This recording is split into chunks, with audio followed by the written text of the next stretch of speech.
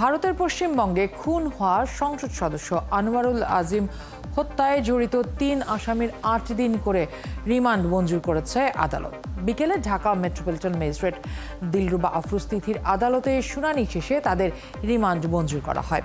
এদিকে এই হত্যাকাণ্ডে জড়িত কসাই জিহাদকে নিয়ে আজিমের খণ্ডিত মরদেহ উদ্ধারে গতরাত থেকেই অভিযানে নেমেছে কলকাতার গোয়েন্দা পুলিশ। সবশেষ আজ বিকেলে ডুবুরি নামে একটি খালে অভিযান চলছে। বিস্তারিত জানাচ্ছেন সাজিদ সরকার।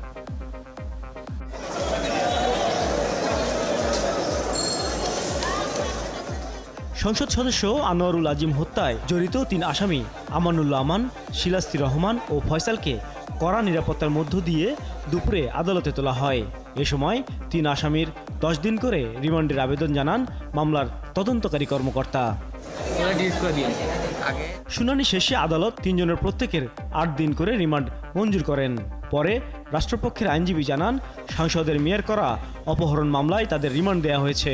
আইনজীবী জানান যুক্তরাষ্ট্র প্রবাসী আখতারুজ্জামান শাহিনের সাথে ব্যবসা নিয়ে দ্বন্দ্বের জেরেই এই হত্যাকাণ্ড। এ সময় আদালতে চিৎকার করে নিজেকে নির্দোষ দাবি করেন শিলাস্তি রহমান। অপহরণ একটা মামলা করা ছিল, সেই অপহরণ মামলায় আজকে ৩ আসামিকে রিমান্ডের আবেদন করছেন। 10 দিন করে রিমান্ড চেয়েছেন। প্রত্যেক আসামিকে 8 দিন করে সতর্কতার সহিত হাইকোর্টের নির্দেশ মোতাবেক জিজ্ঞাসাবাদের জন্য আদেশ দিয়েছে বিজ্ঞ আদালত। হত্যার সবকিছু যখন উন্মোচন হবে তখনই হত্যা মামলায় রূপান্তরিত হবে। এদিকে আজিমের খণ্ডিত মরদেহের সন্ধানে বিভিন্ন এলাকায় দফায় দফায় অভিযান চালিয়ে যাচ্ছে কলকাতার গোয়েন্দা পুলিশ। এই হত্যার অন্যতম আসামি কসাই জিহাদকে নিয়ে গেল রাত থেকেই অভিযানে নামে পুলিশ। সবশেষ শুক্রবার বিকেলে ভাঙড়ের কৃষ্ণমাটি এলাকার একটি খালে অভিযান চলছিল। এর আগে বৃহস্পতিবার জিহাদকে আটকের পর তাকে বারাসাতের আদালতে হাজির করে রিমান্ড মঞ্জুর করা হয়। রিমান্ডের পরেই তাকে নিয়ে অভিযানে নামে পুলিশ। 364, 302, 201 এবং 120 যে কটা ধারা আছে ভারতীয় দণ্ডবিধি সব কটাই জামিন অযোগ্য ধারা। এবং শুধু নট অনলি দ্যাট, যে ঘটনা ঘটেছে 320 যেটা আছে, এটা এই হিনিয়াস অফেন্স বলা হয়, যেটা নৃশংস হত্যা। এই নৃশংস হত্যা ক্ষেত্রে মানে এদের মানে অ্যাকচুয়ালি যে ঘটনা অদূর ভবিষ্যতে ঘটতে চলেছে আপনারাও দেখতে পাবেন। এদেরকে মানে খুব যাবজ্জীবন কারাদণ্ড, অর্থাৎ till the last breadth of their life, মৃত্যুর আগের দিন পর্যন্ত হয়তো কারাবাস করতে হবে, আর না হলে ফাঁসি হবে। এর আগে পুলিশের জিজ্ঞাসাবাদে কসাই জিহাদ স্বীকার করেন যুক্তরাষ্ট্র প্রবাসী আখতারুজ্জামান শাহিনের নির্দেশে 4 জন মিলে আনারকে হত্যার পর নিউ টাউনের ফ্ল্যাটেই মরদেহটি টুকরো টুকরো করে ট্রলি ব্যাগে করে কলকাতার বিভিন্ন এলাকায় ফেলে দেওয়া হয়। এদিকে কলকাতার নিউ টাউনের যে ফ্ল্যাটে লোমহর্ষক এই হত্যাকাণ্ড ঘটে, সেই ফ্ল্যাটের আরও একটি সিসি ক্যাম ফুটেজ প্রকাশ পেয়েছে। এই ফুটেজে 2 জনের উপস্থিতি দেখা গেছে। এদের একজনকে সবুজ রঙের একটি ট্রলি ব্যাগ বহন করতে দেখা গেছে। ধারণা করা হচ্ছে এই ট্রলিতে করেই আনারের খণ্ডিত দেহ বাইরে নেওয়া হয়। সাজিদ সরকার, 71, ঢাকা। এদিকে এমপি আনোয়ারুল আজিমের হত্যার ঘটনার পেছনে কোনো রাজনৈতিক প্রতিহিংসা আছে কিনা তাও খতিয়ে দেখার দাবি জানিয়েছেন মেয়ে মুমতারিন ফেরদৌস ডরিন। কারণ তিনি বলছেন হত্যাকাণ্ডের ঘটনার পেছনে একটি চরমপন্থী দলের নেতা আমানুল্লাহ জড়িত রয়েছেন। হত্যাকাণ্ডে জড়িত কসাই জিহাদকে নিয়ে আমরা জানি এরই মধ্যে কলকাতার ভাঙড়ের কৃষ্ণমাটি এলাকায় খালে তল্লাশি চলছে। সেখানেও শুধু বাংলাদেশ নয়, বাংলাদেশের বাইরে আরও মানুষের সম্পৃক্ততা রয়েছে কিনা সেটিও নজরে রয়েছে গোয়েন্দাদের। এই সবগুলো বিষয় নিয়ে কথা বলবো। এই হত্যাকাণ্ডের পেছনের মোটিভ কি সেই বিষয়ে আমাদের সাথে যুক্ত রয়েছেন ঢাকা মেট্রোপলিটন পুলিশের গোয়েন্দা প্রধান হারুন রশিদ, রয়েছেন 71 টেলিভিশনের বিশেষ প্রতিবেদক মহিম মিজান, এবং কলকাতা থেকে আমাদের সহকর্মী সত্যজিৎ চক্রবর্তী যুক্ত হচ্ছেন আমাদের সাথে। আমার 3 জনকেই স্বাগত জানাচ্ছি। আমাদের এই আয়োজনে শুরু করতে চাই সত্যজিৎকে দিয়ে, কারণ সত্যজিতের কাছে সর্বশেষ তথ্য কি রয়েছে সেটা জানতে চাই। তো সত্যজিৎ, আপনি এর আগে বলছিলেন কলকাতার গোয়েন্দারা আরও অনেকের সংশ্লিষ্টতা রয়েছে বলে মনে করছে। ঠিক কি ধরনের সংশ্লিষ্টতা, কাদের সংশ্লিষ্টতা হতে পারে বলে মনে করছে সিআইডি কর্মকর্তারা? দেখুন, যেটা বিষয় সেটা হচ্ছে 2.5 ঘন্টা তল্লাশি হয় 4টে থেকে সন্ধ্যে পর্যন্ত। সেই 2.5 ঘন্টা তল্লাশিতে কিছু মেলেনি। তাহলে প্রশ্নটা এখানে যে কৃষ্ণমাটি এলাকার যে বাগজোলা খাল, সেই বাগজোলা খালে কোথায় ফেলা হয়েছিল, আর শুধু বাগজোলা খাল নয়, কোথায় অন্য কোথাও ফেলা হয়েছিল কিনা। দেখুন, এই বাগজোলা খালটা এমন একটা নীরব একটা এলাকা যেখানে ফেলা হয়েছে, যেটা কিন্তু রেইকি করা হয়েছিল আগে, এবং সেক্ষেত্রে কেউ হয়তো জড়িত থাকতে পারে। যারা খুন করতে এসেছিল তারা সমস্ত দিক ছানবিন করে, অর্থাৎ দেখে শুনে কিন্তু জায়গা নির্বাচন করেছে এমন ভাবে যে দেহাংশ কিন্তু খুঁজে পাওয়া যাচ্ছে না। তো এই জায়গা থেকে যারা সিআইডি আধিকারিক যারা তদন্ত করছেন তাদের যেটা দাবি যে এরকম ভাবে কলকাতার ইতিহাসে কিন্তু যে খুন করে এরকম বিভিন্ন জায়গায় এমন এমন জায়গা নির্বাচন করা হয়েছে যেখান থেকে এই টুকরো খুঁজে পাওয়া কিন্তু এখনো পর্যন্ত যায়নি।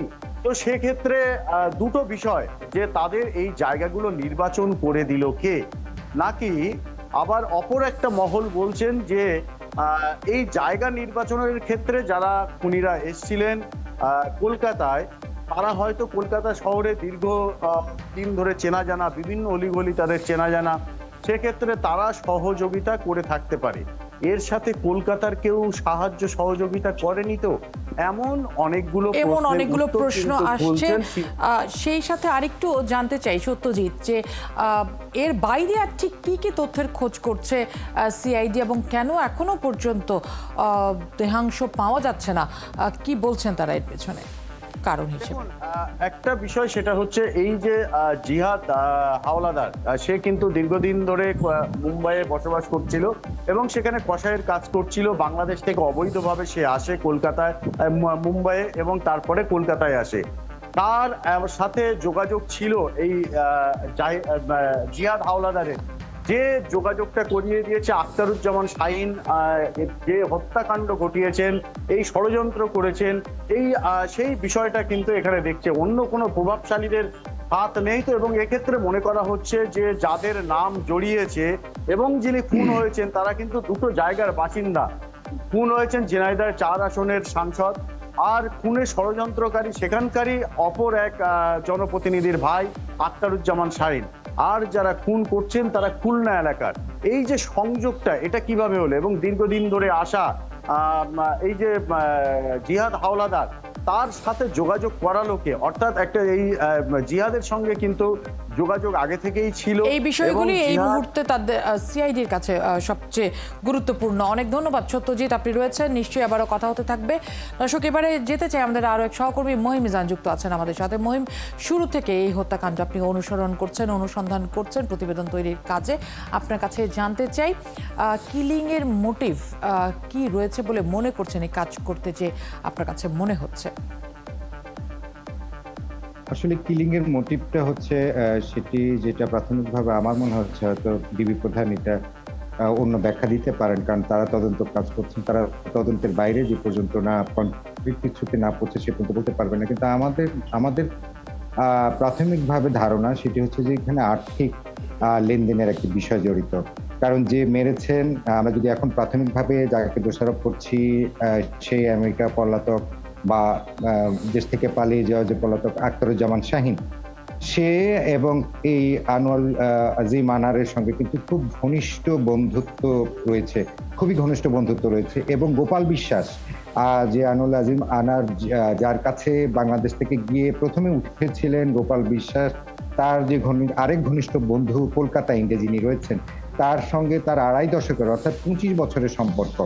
তো এবং এই শাহীন অর্থাৎ আখতারুজ্জামান শাহীনের সঙ্গে যেমন আনোয়ার আজিম আনারের সম্পর্ক রয়েছে, গোপাল বিশ্বাসের সঙ্গে সম্পর্ক রয়েছে। এবং আমরা পরস্পর যেটি জানতে পারছি, বিভিন্ন তথ্য উপাত্ত এবং বিভিন্ন ব্যক্তি, গোয়েন্দা সংশ্লিষ্ট অন্যান্য কর্মকর্তারা যারা রয়েছেন এবং ঝিনাইদহ থেকে যে তথ্যগুলো পাচ্ছি, তাদের প্রত্যেকের যারা এই হত্যা ভিকটিম, হত্যার সঙ্গে সম্পৃক্ত যারা রয়েছেন, তাদের স্বর্ণ চোরাচালান কেন্দ্রিক একটি তথ্য কিন্তু ঘুরপাক খাচ্ছে সব জায়গায়। গোয়েন্দা পুলিশরা বলতে পারে না, কারণ আসলে তথ্য উপাত্তর ভিত্তি করবে, কন্ট্রিবিউট উপাত্তর উপর ভিত্তি করে তাদের বক্তব্যটা দিতে হয়। কিন্তু আমাদের প্রাথমিকভাবে মনে হচ্ছে যে এইটি হচ্ছে স্বর্ণ চোরাচালান কেন্দ্রিক, এবং সেইটি টাকা পয়সা লেনদেনের ঘটনাকে কেন্দ্র করে এই বাহাস, এবং এই বাহাসটি ছিল হয়তো দীর্ঘদিনের, যেটি আখতারুজ্জামান শাহীন সেটা অনেকদিন ধরে পুষেছিল এবং কোনোভাবেই এই সাংসদ আনারকে বুঝতেই দিচ্ছিল না যে তার সঙ্গে এরকম ঠিক এই প্রতিশোধমূলক জায়গা থেকে আমি আচরণ। আবারও ফিরবো মহিম আপনার কাছে, যে যেহেতু আপনি বলছেন যে বেশ অনেক দিন থেকেই পুষছিল রাগ শাহীন তার ভেতরে।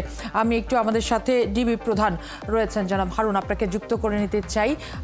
আমরা গণমাধ্যমে যে খবর পাচ্ছি ব্যবসায়িক দ্বন্দ্ব, সেইটি সবচেয়ে বেশি আলোচিত হচ্ছে, কিন্তু জনাব আজিমের মেয়ে আজকে একটি কথা বলেছেন যে রাজনৈতিক প্রতিহিংসা আছে কিনা সেটি খতিয়ে দেখা জরুরি, কারণ চরমপন্থী দলের নেতা এই হত্যাকাণ্ডের সাথে জড়িত।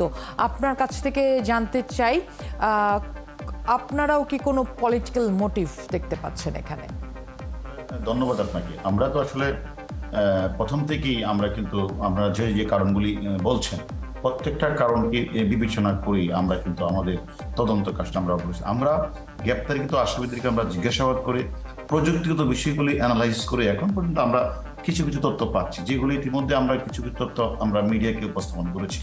এবং এই নৃশংস হত্যাকাণ্ড, কারণ আপনারা জানেন যে এটা একটা বাংলাদেশের একটা সিটিং এমপি, সরকারি দলের এমপি, তাকে এই নৃশংস হত্যাকাণ্ড এবং বিভৎসভাবে লাশ গুম করার জন্য একটা স্বার্থান্বেষী চক্র যে মাসের পর ঢাকার বিভিন্ন জায়গায় তারা প্ল্যান করেছে, এবং আমি এই কথাটা বলেছি 2 মাস যাবত তারা প্ল্যান করেছে। এরা কিন্তু তাকে কিন্তু এই হত্যাকাণ্ড এই ঘটনার আগেও তারা কয়েকবার কিন্তু অ্যাটেম্প করেছে তাকে সরিয়ে দেয়। এটা কিন্তু নির্বাচনের ঠিক পরপরই একবার, নির্বাচনের আগেও একবার তারা কিন্তু প্ল্যান করছে। এবং তারা যখন ঢাকার নির্বাচনের পরে যখন তারা বসে প্ল্যান করছিল ঢাকা শহরের মধ্যে তাকে ফেলাবে, তখন কিন্তু ওই যে মাস্টার মাইন্ড যে মদতদাতা যে ছিলেন শাহীন, আমেরিকান প্রবাসী, সে কিন্তু সেখানে কিন্তু আদায় দাঁড়ায় যে না, বাংলাদেশে এটা করাটা হবে না, বাংলাদেশে করলে এটা যে কোনোভাবে হয়ে যেতে হবে, কারণ বাংলাদেশের বিভিন্ন আইন শৃঙ্খলা বাহিনী অ্যালার্ট আছে অনেক বিষয়গুলিতে। তখন তারা একটা পর্যায়ে ওই সময় তারা কিন্তু গিয়েছিল, শাহীন গিয়েছিল 19শে জানুয়ারি বা ঘটনা, সে কিন্তু কলকাতায় গিয়েছিল সেখানে গিয়ে প্ল্যানটা করে, তখন সে প্ল্যানটা কিন্তু তারা বাস্তবায়ন করতে পারে নাই। সেখানে তারা আরেকজন এনগেজমেন্টের জন্য আরেকজনকে হানি ট্রিপের জন্য নিয়ে গেছিল, সেটা তারা করতে পারেনি। কিন্তু এইবার তারা সাকসেস হয়েছে। এবার তারা কিন্তু এই যে 30 তারিখ বাসা ভাড়া করে তারা 3 জন, যে একজন হলো মদতদাতা মাস্টার মাইন্ড, আরেকজন ছিল এক্সিবিশন গ্রুপের প্রধান, এরা কিন্তু একসাথেই না। 10 তারিখ উনি ব্যাক করে এক্সিবিশন গ্রুপের যে প্রধান, ওনার নেতৃত্বে মূলত এই ঘটনাটা ঘটে। এবং যে কথাটা আমাদের উনি বললেন যে আসলে এটাও ঠিক যে শিমুল, ওর নামটা হলো শিমুল, সে কমিউনিস্টে সে যে পূর্ব বাংলার কমিউনিস্ট বলে নেতা সেও, এবং সে কিন্তু মেধাবী ছাত্র, সে রাজশাহী বিশ্ববিদ্যালয় থেকে লেখাপড়া করে খুব ট্যালেন্ট। আমরা তদন্ত করতে তার সাথে কথা বললাম, সে কিন্তু শুধু এই হত্যাকাণ্ড না, সে অনেক হত্যাকাণ্ড সে হাসতে হাসতে করেছে, এবং উনি জেলও খেলেছে অনেকবার। এবং 1991-95 সালে সে একজন গণেশ নামে একজন ব্যক্তিকে মার্ডার করে তিনি জেল খেলেছে। তারপর আবার আপনার অভয়নগরে এদিকে বোধহয় থানা মামলা 2003 থেকে 2013 সাল পর্যন্ত ইমান আলী নামে একজন হত্যা করে সেটা জেল খেলেছে। অর্থাৎ সে কিন্তু এই বিষয়ে পারদর্শী। আর শাহীন কিন্তু এরকম সে কিন্তু কালেকশন করেছে। এবং দেখবেন আপনার কথার সাথে কিন্তু এটাও ঠিক, এই যে আমরা হয়তো স্পেসিফিক কজটা এখন আমরা বলতে পারছি না, কারণ আমরা তদন্ত চলছে। আমাদের এখানে আপনারা জানেন যে পশ্চিমবঙ্গ অর্থাৎ কলকাতা থেকে আপনারা খতিয়ে দেখছেন, যেহেতু আপনি বলছেন যে এখনো সেই চেষ্টায় আপনারা রয়েছেন। আমরা গণমাধ্যমে আবার আরেকটি বিষয় দেখতে পাচ্ছি যে স্থানীয় ক্ষমতার আধিপত্য বিস্তার, এটি একটি বড় কারণ হিসেবে দেখা হচ্ছে। আসলে আর্থিক, রাজনৈতিক, এলাকার দ্বন্দ্ব। আরেকটি কথা কিন্তু আপনি বলেছেন যে এই এলাকাটাতে একসময় পূর্ব বাংলা কমিউনিস্টদের একটা আধিপত্য ছিল, সেখানে তারা অনেকগুলি ঘটনা ঘটিয়েছে, এবং ওই লোকগুলিকে নির্মূল করতে গিয়ে আমাদের যে সিটিং এমপি, জনপ্রিয় 3 বারের এমপি, উনি কিন্তু সেটা দমন করারও চেষ্টা করেছেন। সেই কারণে কোনো রাগ আছে কিনা, শত্রুতা আছে কিনা, অথবা টাকা পয়সার কোনো লেনদেন আছে কিনা, অথবা একদম এলাকার আধিপত্য নিয়ে কোনো, সবগুলি বিষয়ই কিন্তু আমরা দেখছি, খতিয়ে দেখছি। আমরা মনে করি আমরা হয়তো স্বল্প সময়ে, আমাদের যেখানে একটা টিম কলকাতা থেকে এসেছে 4 সদস্য, তারা কালকেও 5 ঘন্টা 6 ঘন্টা ছিল, এখনো পর্যন্ত আমাদের অফিসে তারা আছে। এখনো পর্যন্ত কিন্তু আমার অফিসে আমি কথা বলে আসছি, তারা এখনো আছে, তারা জিজ্ঞাসাবাদ করছে। এবং আমি মনে করি সেখানে দেখেন আমরা আমাদের যে মানে মদতদাতা, যদিও আমরা মদতদাতাকে পারি নাই, সে ওই দিনই 20 তারিখে চলে গেছে। সেই জায়গাটা আমি আসবো, আর তার আগে একটু জানতে চাই যে যেহেতু কলকাতা থেকে একটি টিম এসছে, সেক্ষেত্রে বাংলাদেশ থেকে কি কারো যাওয়ার কথা রয়েছে এই মুহূর্তে কলকাতায়, যে দুজন আটক রয়েছেন তাদেরকে জিজ্ঞাসাবাদের জন্য? হ্যাঁ, ওরা যেমন এসেছে আমাদের বাংলাদেশ থেকে আগামীকাল শনিবার অথবা রবিবারে সকালে যে কোনো সময় আমাদের বাংলাদেশ থেকে 3 সদস্যের একটা টিম যাবে। এটা হয়তো আমরা হয়তো জিওটা পেলেই আমাদের ঊর্ধ্বতন কর্তৃপক্ষের সাথে কথা হয়েছে, আমরা সেখানে যাব, সেখানে আমরাও জিজ্ঞাসাবাদ করব এবং ঘটনাস্থলগুলি আমরা পরিদর্শন করব। আমার কথা হলো এখানে যে বিষয়গুলি আসছে, এমনি অনেক গণমাধ্যমে অনেক কথাই আসতে পারে, যেটা একটু আগে আমাদের মহিম নিজাম ভাই যেটা বললেন যে অনেক কথা অনেকে বলবে, কিন্তু আমরা তো একজন তদন্তকারী কর্মকর্তা হিসাবে ব্যাপার কোনো কথা আমরা বলতে পারি না। আপনারা স্পেসিফিক একটা প্রশ্ন করলেন, সে প্রশ্নের উত্তর আমরা দিতে পারবো না। তবে তাদের যে প্ল্যান, এটা শুধু একটা কথাই বললাম, তাকে এই দুনিয়া থেকে সরিয়ে দেওয়ার জন্য তারা একাধিকবার তাদের প্ল্যান ছিল, তারা অ্যাটেম্প করেছে। এবং এর আগে আমি যেটা বললাম যে কলকাতা আরেকবার একটা প্ল্যান তারা করেছিল। আমার কথা হলো যে এই যে একটা মানে এই নৃশংস হত্যাকাণ্ড এবং বিভৎসভাবে লাশ গুম করা, তারা যে এবং মোবাইলের যে আপনারা দেখবেন যে অ্যানালাইসিস করা, যে মোবাইলগুলিকে তারা যেভাবে বিভিন্ন জায়গাগুলি তারা স্থানান্তর অর্থাৎ করেছে। এটি একটি দীর্ঘ পরিকল্পনার অংশ। জনাব হারুন, আপনি আমাদের সাথে রয়েছেন, আমি আরেকটু মহিমের কাছে যেতে চাই, কারণ মহিম একটি কথা বলেছেন যে বেশ অনেক দিন থেকেই হয়তো ক্ষোভ জমেছিল, সেই ক্ষোভের কারণেই হয়তো ব্যবসায়িক দ্বন্দ্ব থেকে আজকে এই ঘটনা। মহিম, ঠিক কোন কোন তথ্যের ভিত্তিতে বা ঠিক কি ঘটনার একসাথে মিলিয়ে এই সমীকরণ টানা যাচ্ছে যে অনেক দিন ধরেই যেহেতু দুজনই ব্যবসা করতেন একসাথে, দীর্ঘ বন্ধুত্বের সম্পর্ক, সেখান থেকে আসলে এই আজকে এই অবস্থানে এসে দাঁড়ালো? সত্যিকার অর্থে যে হত্যাকাণ্ডটি ঘটেছে, এটা হারুনুর রশিদ জানালেন যে দীর্ঘদিনের পরিকল্পনা এবং অনেকবার অ্যাটেম্প নিয়েছিল। তো সেইখান থেকে আসলে বোঝা যায় যে বন্ধুত্বের ভেতরে একটু খেদ এবং একটু ক্ষোভ তাদের ছিল। আখতারুজ্জামান শাহিনের বিশেষ করে ছিল, এবং আমানুল্লাহ শিমুল ভূঁইয়া ওরফে শিমুল ভাই, যার কথা বলা হচ্ছে যে পূর্ববাংলা কমিউনিস্ট পার্টির নেতা ছিল, এবং ঝিনাইদহ এলাকা। দেখুন এখানে আপনার আখতারুজ্জামান শাহিনের ভাই কিন্তু কোটচাঁদপুর এলাকার পৌর মেয়র, এবং পৌর মেয়র ছিলেন বা আছে এই পৌর মেয়র, এবং তাদের কিন্তু এলাকায় একটা আধিপত্যের ব্যাপার আছে, এবং তাদের কিন্তু আর্থিক সক্ষমতা কম নিয়ে অন্তত এই আনোয়ার আজিম আনারের সঙ্গে যে প্রতিদ্বন্দ্বিতা করে, এবং সেই ক্ষেত্রে আখতারুজ্জামান শাহিনেরও কিন্তু সেখানে বাগান বাড়ি আছে, প্রচন্ড প্রভাব প্রতিপত্তি রয়েছে।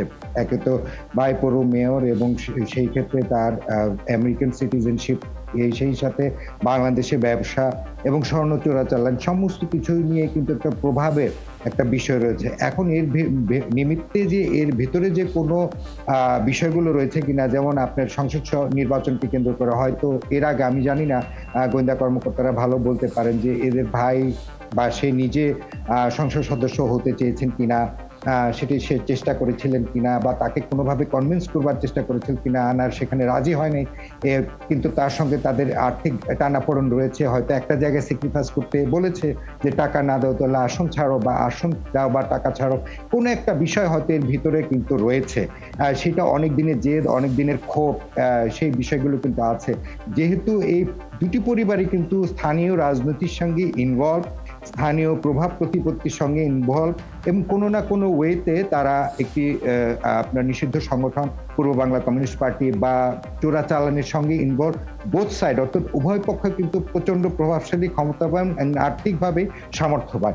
এখন সেই কারণে হয়তো বা সে কথার ব্যত্যয় ঘটিয়েছে কিনা সেটা তদন্তে বেড়ে আসবে, যার কারণে তাকে দুনিয়া থেকে সরিয়ে দেওয়ার জন্য, এবং এত নিখুঁত পরিকল্পনা বলে তাদের ধারণা যে তারা করেছে, যে এখনো পর্যন্ত আমাদের যে সহকর্মী সত্যজিৎ চক্রবর্তী যেটি জানালেন, তার কোনো অংশ, এখনো পর্যন্ত যে তথ্য আসছে গণমাধ্যমে, সেটি নিখুঁত পরিকল্পনা অবশ্যই বলা যায়। জনাব হারুন, আপনার কাছ থেকে একটু জানতে চাই, বারবার একটি শব্দ আসছে, সেটি হচ্ছে স্বর্ণ চোরাচালান, চোরা কারবারি, এই বিষয়গুলো। স্বর্ণ ব্যবসায়ীর সাথে সম্পৃক্ততা ছিল কলকাতাতেও আমরা দেখেছি, যার বন্ধু হিসেবে যার বাড়িতে যে উঠেছেন গোপাল, তিনিও একজন স্বর্ণ ব্যবসায়ী। একই সাথে এখানেও আমরা দেখেছি যে জনাব আজিমেরও স্বর্ণ ব্যবসার সাথে সম্পৃক্ততা রয়েছে। অনেকেই বলছেন যে স্বর্ণ চোরা কারবারি হিসেবেও তার সম্পৃক্ততা পাওয়া গেছে। সেখানে একটু জানতে চাই যে এই ঘটনার পেছনে মহিম যেটা বলছিলেন যে দুজনেই সামর্থ্যবান, দুজনেরই ক্ষমতা আছে অনেক বেশি, সেক্ষেত্রে এই ঘটনায় কি কলকাতার কেউ জড়িত থাকতে পারে বলে মনে করেন, যেহেতু স্বর্ণ চোরাচালান, স্বর্ণ ব্যবসা শব্দটি বারবার ঘুরে আসছে?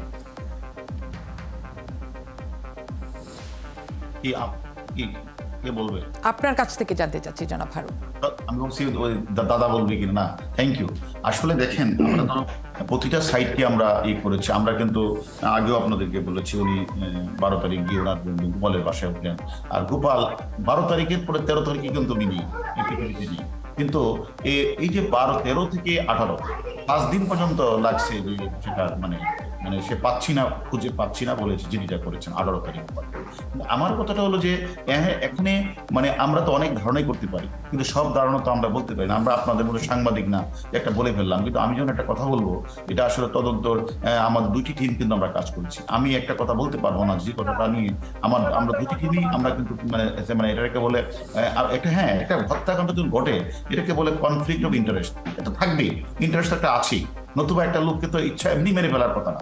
এবং আপনি জানেন যে ওই এলাকাটা একটা ক্রস বর্ডার যেটাকে বলে একটা সীমান্ত এলাকা, এবং এই এলাকা দিয়ে মানে ইন্ডিয়াতে মানুষ আগে মানে খুব আসা যাওয়া তারা করতে পারে এবং আসা যাওয়া করে। এখন সেখানে দেখো যে একটু অর্গানাইজ ক্রাইম এবং ক্রস বর্ডার এরিয়ার অপরাধ, এইখানে তো অনেক ঘটনায় আমরা থাকতে পারে। একটা তো যে কথাটা বলেছি আগে, যে পূর্ব বাংলার যে একটা শাহিন এবং শিমুল, এরা তো এই এলাকার আত্মীয়। আপনি জানেন কিনা এটা বোঝা যায়, মানে শাহিনের আত্মীয় হচ্ছে অর্থাৎ শিমুলের বোন দিয়ে দিছে শাহিনের ভাইয়ের কাছে। ওখানেও আরেকটা ঘটনা আছে, এটা আমিও তো আপনাদেরকে পরে এক সময় জানাবো। তাহলে এখানে এবং যারা এই হত্যাকাণ্ডের সাথে সবাই যারা গিয়েছে কামলা হিসেবে অথবা যেভাবে জেনে শুনে, তারা কিন্তু ম্যাক্সিমামই কিন্তু ওই পূর্ব বাংলা কমিউনিস্ট, অর্থাৎ ওই যে শিমুল নেতাদের এদের শিষ্যই তাহলে এই শিষ্যরা মিলে এবং শাহিন তাদের মানে যে ক্ষোভটাকে কাজে লাগিয়েছে। কারণ তারাও তো এই যে আজকে একসময় আপনারা দেখেন 2001 সালের পর বা আরো অনেক আগে আমরা দেখেছি, প্রায় কিন্তু ইউপি চেয়ারম্যানকে মেরে ফেলতো, উপজেলা চেয়ারম্যানকে মেরে ফেলতো, ঘটনা ঘটতেই থাকতো। এবং শিমুল হলো এই কাজে অত্যন্ত পারদর্শী, সে যেমন বিভিন্ন সময় এই ধরনের ঘটনা ঘটায়। তাহলে এখানে আমি মনে করি যে এলাকার আধিপত্য বিস্তার যেমন একটা আছে, এলাকায় প্রভাবশালী গ্রুপের সাথে দ্বন্দ্ব, আবার আমাদের সময় একেবারেই শেষ। আমি ছোট করে একটি বিষয় জানতে চাই, মূল হত্যাকারী যারা, তাদের অনেকেই, বিশেষ করে শিমুলকে আপনাদের হাতে নিয়েছেন, আইনের আওতায় রয়েছে, কিন্তু মূল পরিকল্পনাকারী আখতারুজ্জামান শাহিন এই মুহূর্তে দেশের বাইরে রয়েছে, এখনো পরিষ্কার নয় তিনি কোথায় রয়েছেন। সেক্ষেত্রে আসলে তার বিষয়ে আপনারা ঠিক কী ধরনের ব্যবস্থা নিতে যাচ্ছেন, তাকে কিভাবে আইনের আওতায় আনা হবে, যেহেতু তিনি এই মুহূর্তে বাংলাদেশের বাইরে অবস্থান করছেন? আপনি যে কথাটা বলছেন ডকুমেন্টারি বিষয়, সে যে বাংলাদেশে নাই তা আমরা আপনাকে আগেই বলেছি। সে 20 তারিখ সকালে চলে গেছে, সেখানে 2 ঘন্টা ট্রানজিট করে কাল দিল্লি থেকে কানপুর থেকে 21 তারিখ 17:50 এসে পৌঁছে গেছে দুবাই থেকে। যে পরে রুটে সে স্বাভাবিক কারণে আমরা ধারণা করছি সে এখন হয়তো আমেরিকাতে চলে গেছে। আমরা কথা হলো যে কথাটা বারবার আসছে যে তার যে অরিজিনাল বিষয়গুলি আপনারা বলতেছেন বা সাংবাদিকরা অনেকগুলি বলছে, আমরা সবকিছু কিন্তু আমাদের নখদর্পণে আছে, যে আমরা কিন্তু সেগুলি বিচার বিশ্লেষণ করছি। এবং আমার কথা হলো সেখানে দেখেন যে অ্যামিউজমেন্টের জন্য আরেকটা ঘটনা, যেখানে অ্যামিউজমেন্টের জন্য যে মহিলাটা গেলেন সেও আমাদের কাছে আসে এবং তার কাছ থেকেও আমরা অনেক তথ্য পাচ্ছি। বিষয়টা হচ্ছে যে এক একজন একইভাবে, যেমন ইন্ডিয়া থেকে যে 2জন ড্রাইভার কাজ করেছে তারা কিন্তু জানে না এই ধরনের ঘটনা ঘটবে, তারা কিন্তু এগুলো আমরা আপাতত আমার তদন্তে মনে হয়েছে তারা শুধু বাহক হিসেবে, তারা হলো ক্যারিয়ার হিসেবে তারা গ্রহণ করেছে। শাহিনকে কিভাবে আইনের আওতায় আনা যাবে, যেহেতু তিনি দেশের বাইরে? আপনি যে কথাটা বলেছেন, হ্যাঁ আমাদের মামলা রুজু হয়েছে, ইন্ডিয়াতে হত্যা মামলা রুজু হয়েছে, আমাদের 364 মামলা রুজু হয়েছে। আমরা 2 দেশ মিলে কাজ করছি। আমরা মনে করি সে এই যে একটা মাস্টার মাইন্ড, এই যে মদতদাতা, সে এখন আমরা অবশ্যই আমরা আমাদের ইন্টারপোলের সহায়তা, মানে আমরা আমাদের ঊর্ধ্বতন কর্তৃপক্ষের সাথে কথা বলবো, আমরা ওই দেশের যে বাংলাদেশি এম্বাসির তাদের সাথে কথা বলবো। কিন্তু বিষয়গুলো একটা আছে তো, অপরাধীরা যেখানে থাকুক না তাদেরকে তো আমরা দেখেন, এর আগে টিপু মার্ডারের মামলা আসামি কিন্তু আমরা ওমান থেকে নিয়ে এসেছি, তারপর কলকাতা থেকে নিয়ে আসছি। আসছি, আমরা দেখে ইন্ডাস্ট্রিয়াল শিল্পের মামলা লেদার মনিককে আমরা ইন্ডিয়া থেকে নিয়ে আসছি। আসলে আমি মনে করি প্রত্যেকটা দেশ যারা আমরা কাজ করি, আর বিশেষ করে বর্ডার এরিয়া, আজকে দেখেন কলকাতা আমাদেরকে যেভাবে সাপোর্ট করছে, তারা নিজেরা চলে আমাদের আগে, আমাদের যাওয়ার কথা আগে, কিন্তু ওনারা দেখেন আগেই চলে আসছে 4 জন এসে, কিন্তু 2 দিন যাবত, কালকে 6 ঘন্টা, আজকে 3 ঘন্টা কাজ করছে, এই হত্যাকাণ্ডের ক্লু বের করার চেষ্টা করছে। আমরাও সেখানে আমাদের পক্ষ থেকে যেটুকু সহযোগ সম্ভব আপনাদের দিচ্ছি। আমরাও হয়তো আমাদের টিমটা হয়তো কালকে অথবা পরের দিন সকালবেলা হয়তো আমরা অনেক ধন্যবাদ জনাব হারুন। আপনারা যে কাজটিতে রয়েছেন, আপনাদের এই মুহূর্তে যে তৎপরতা চলছে এই হত্যাকাণ্ডের জট খোলার ক্ষেত্রে, সেটি সফল হোক, আমরা সেই কামনায় রাখি। আমাদের সাথে যুক্ত হওয়ার জন্য ধন্যবাদ। দর্শক, আমাদের সাথে আলোচনায় যুক্ত ছিলেন ঢাকা মেট্রোপলিটন পুলিশের গোয়েন্দা প্রধান হারুনুর রশিদ, এবং একই সাথে ছিলেন আমাদের সহকর্মী মহিম মিজান, এবং কলকাতা থেকে ছিলেন সহকর্মী সত্যজিৎ চক্রবর্তী।